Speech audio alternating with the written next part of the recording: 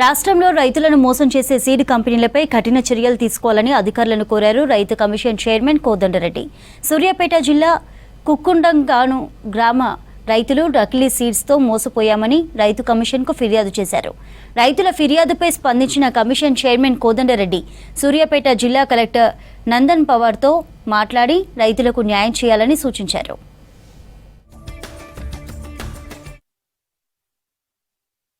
మేము ఈ male female paddy seed విత్తనాలు వేసాము సార్. మా కంపెనీ ఆర్గనైజర్ శక్తి కంపెనీ సార్. అది శక్తి కంపెనీ వాళ్ళు మాకు ఈ సీడ్ పండించడానికి మాకు విత్తనాలు ఫ్రీగా ఇచ్చారు. వాళ్ళ పంట నష్టపోతే 70,000 ఇస్తామన్నారు. మళ్ళీ ఇది క్వింటాల్కి వచ్చేసి 12,500 ధర నిర్ణయించినారు.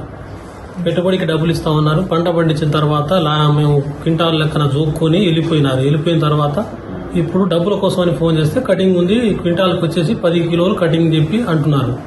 అయితే మేము న్యాయం కోసమని మా రైతు కమిషన్ చైర్మన్ కోదండరెడ్డి దగ్గరికి వచ్చాము. మేము మా బాధ మా సార్కి చెప్పాము. చెప్పిన తర్వాత సారు అప్పుడే ఫోన్లో జిల్లా కలెక్టర్కి ఫోన్ ద్వారా మాట్లాడి మా రైతులకు అన్యాయం జరిగిందని చెప్పి వాళ్ళతోటి స్పందించి వాళ్ళకు న్యాయం జరగాలని చెప్పి మాకు హామీ ఇచ్చారు.